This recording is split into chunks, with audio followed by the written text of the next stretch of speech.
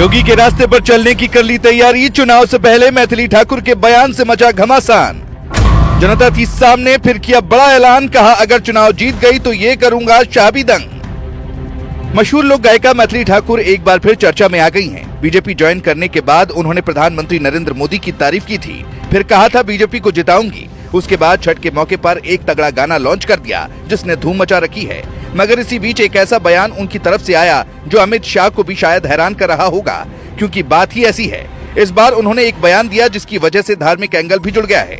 सनातन धर्म और हिंदुत्व को एक साथ लेकर चलने वाली भाजपा के लिए मानो मैथिली ठाकुर ने ब्रह्मास्त्र चला दिया हो। क्या है पूरा मामला, चलिए आपको बताते हैं। मैथिली ठाकुर को भारतीय जनता पार्टी ने इस बार अलीनगर सीट से चुनावी मैदान में उतारा है।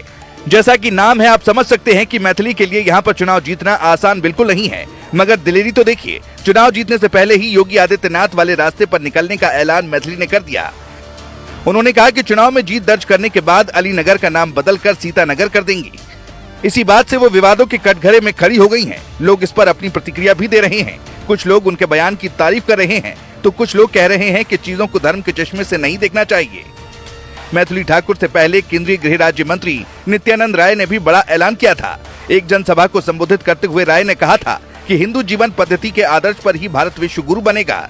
इतना ही नहीं, उन्होंने ये भी कहा था कि अलीनगर का नाम जीतने के बाद बदल दिया जाएगा। नाम को बदलने वाली नीति योगी आदित्यनाथ सरकार ने अपनाई। उत्तर प्रदेश के मुख्यमंत्री ने कई सारे नाम बदल दिए। फैजाबाद का नाम अयोध्या कर दिया। लखनऊ के नाम को भी बदलने की बात चल रही है। कई सारे और शहरों के नाम बदले जाएंगे। तो क्या बिहार में भी नाम बदलने वाली नीति शुरू हो जाएगी? मैथिली ठाकुर जीतेगी कि नहीं ये तो वक्त बताएगा, लेकिन जिस तरीके से उन्होंने अभी शुरुआत में ही अपने राजनीतिक तेवर दिखाए हैं वो बता रहा है कि आगे उनका राजनीतिक करियर जरूर उज्जवल होगा। बिहार में मैथिली ठाकुर भी पूरे जोर शोर के साथ चुनाव प्रचार कर रही हैं। जनता के बीच जाकर प्रधानमंत्री नरेंद्र मोदी के कामों को बता रही हैं। कैसे भारतीय जनता पार्टी ने प्रदेश में विकास किया है सबको बता रही हैं। उन्हें उम्मीद है कि इस बार फिर भारतीय जनता पार्टी बिहार में जीतेगी और सरकार बनाएगी। सोशल मीडिया पर तो यहाँ तक चर्चा हो रही है कि अगर सरकार बनती है तो मैथिली ठाकुर को मंत्री पद भी दिया जा सकता है। मैथिली ठाकुर की फैन फॉलोइंग लाखों में है। उनके वीडियो पर कुछ ही देर में लाखों व्यूज आ जाते हैं, तो जाहिर सी बात है कि चुनाव लड़ना उनके लिए इतना मुश्किल भी नहीं हो पाएगा। लेकिन उन्हें पवन सिंह से एक सीख भी लेनी चाहिए। याद होगा कि पवन सिंह ने अकेले अपने दम पर चुनाव लड़ने का ऐलान 2024 के चुनाव में किया था, लेकिन लोकसभा में उन्हें हार मिली, जो बताती है कि भीड़ इकट्ठा होना और वोट मिलने में बहुत फर्क है।